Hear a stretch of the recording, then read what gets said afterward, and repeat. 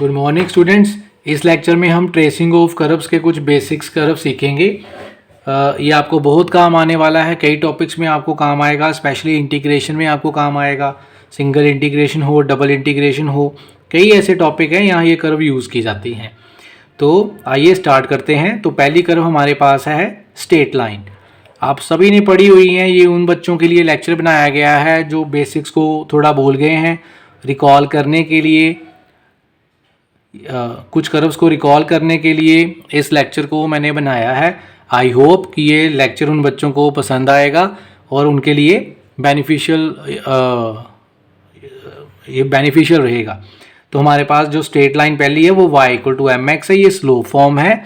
अगर हम x को 0 पुट करें तो आपका y भी 0 निकल के आएगा। इसका मतलब है ये आपकी जो स्ट्रेट लाइन या कर्व है, स्ट्रेट लाइन को भी कर्व ही कहते हैं, ओरिजिन से पास करेगी। तो ये आपका ओरिजिन आ गया, ये आपकी लाइन आ गई। m हमारी स्लोप है। m equals to tan theta होता है हमारे पास, हम सभी को पता है।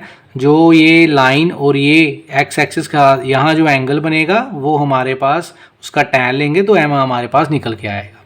फॉर एग्जाम्पल इस केस में m को 1, 2, 1/2 पुट किया तो ये सारी लाइंस आ गई। तो इन लाइंस को बनाएंगे तो वो ऐसी ओरिजिन से पास करेंगी, सिर्फ उसकी इंक्लाइनेशन चेंज होगी। इंक्लाइनेशन चेंज होगी तो निकलेंगी सारी की सारी ओरिजिन से ही। तो ये एक एग्जांपल दी गई है, all the straight lines passing through the origin. तो सेकंड फॉर्म स्ट्रेट लाइन की वो इंटरसेप्ट फॉर्म है स्ट्रेट लाइन की, y equal to M X plus C. M is the slope of the curve and c is the intercept made by the line with the x axis. तो ये एक example लिया मैंने, y equal to -3x plus 5। तो ये slope तो आपकी यही निकल के आएगी। स्लोप क्या है? ये जो एंगल बना है पॉजिटिव एक्स एक्सिस के साथ एंगल जो बन रहा है, सी इंटरसेप्ट आपका ये वाला है, ओरिजिन से यहाँ तक जो डिस्टेंस लेंगे वो आपका सी है।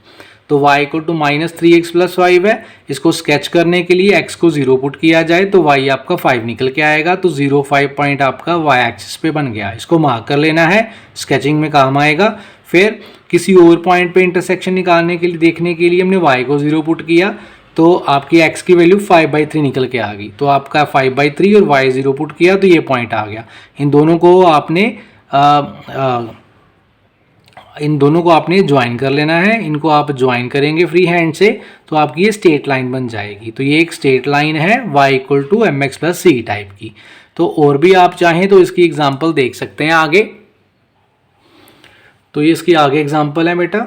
अगर हम m को -1 पुट कर दें तो -x प्लस 1, ये भी वही स्ट्रेट लाइन है, ये भी स्ट्रेट लाइन है। m को 2 पुट करके x को इस तरफ ले आए हैं। तो ये कुछ एग्जांपल दिए हैं जिनको आप प्रैक्टिस के लिए स्केच कर सकते हैं। तो नेक्स्ट कर्व जो हमारे पास आगे आ रही है वो पैराबोला है। ये भी आपने पढ़ा हुआ है लोअर क्लासेस में और ये भी आपको आगे चल के काम आने वाला है काफ़ी। तो ये एक रिवीजन ही है आपकी, it is a basically revision lecture. तो पैराबोला डिटेल में नहीं मैं आपको बता रहा क्योंकि एक रिवीजन लेक्चर है, सिर्फ आपको कर्व्स को मैं रिवाइज करवा रहा हूँ।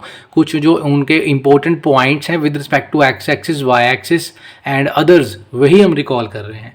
तो पैराबोला बेसिकली चार्ज होते हैं, right hand, left hand, upward and downward parabola. तो y square equal to 4ax ये स्टैंडर्ड इक्वेशन है पैराबोला की, जिसकी वर्टेक्स 0, 0 है। वर्टेक्स 0, 0 का मतलब क्या होता है कि अगर आप x को 0 पुट करेंगे y भी 0 आ रहा है। तो एक कॉमन पॉइंट है जिसमें से ये पास कर रहा है।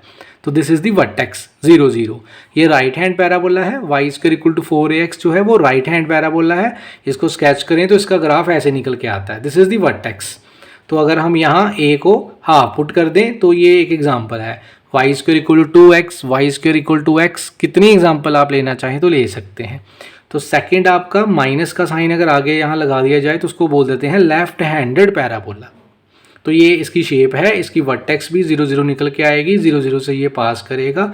तो this is the left handed parabola. Example के लिए आप a को 1, 2, 3 कुछ भी ले सकते हैं। तो ये आपकी एग्जाम्पल्स आ जाएंगी। जब भी y स्क्वायर की value in terms of x आ रही हो तो it will be the left hand parabola. तो next x square equal to 4, ये दोनों में y स्क्वायर था इन टर्म्स ऑफ x।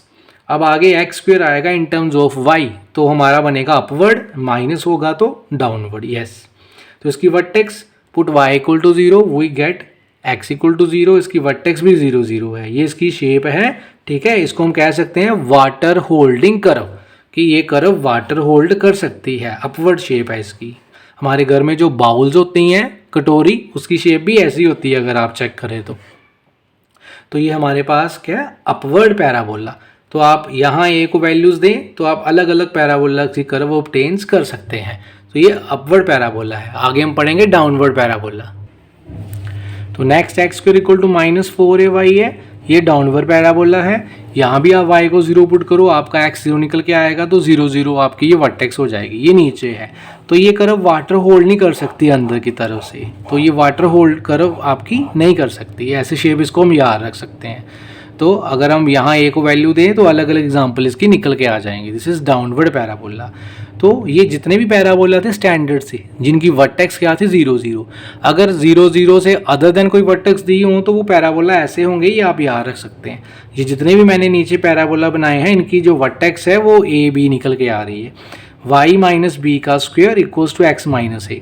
अगर इस x को हम हटा दें और अगर इस b को हटा दें तो आपका y square equal to x बन जाएगा, पुराने वाला ही बन जाएगा।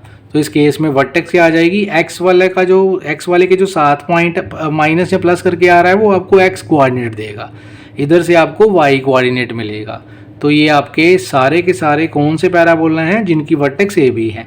y ये रहेगा वाई स्क्वायर वाला ही। आप चाहें लोअर क्लासेस में आपने इसको ट्रांसफॉर्मेशन से भी किया है। You can substitute this y minus B equals to capital y and small x minus A equals to capital x।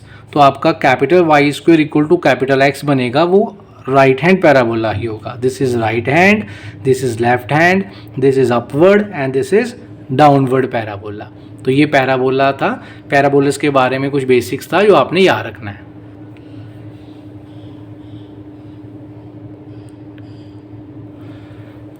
तो नेक्स्ट कर्व हमारे पास एलिप्स है। एलिप्स का भी आपको पता है x square over a square plus y square over b square standard equation है हमारे पास ये एलिप्स की। तो एलिप्स की बेसिकली 2 इक्वेशंस होती हैं, आप सभी को पता ही हैं। तो एलिप्स को अगर हम स्केच करें तो ये शेप निकल के आएगी इसकी।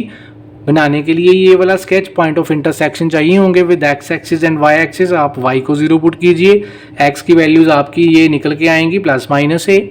तो आपके point of intersection X axis के साथ a0 और माइनस a0 आएंगे। This is the a0 point, this is the minus a0 point. Similarly when we substitute x equal to 0 we obtain the points 0b and 0 minus b। ऐसे x0 put करेंगे आपका ये निकल के आएगा, यहाँ आपको क्रॉस करेंगे तो ये बन जाएगा।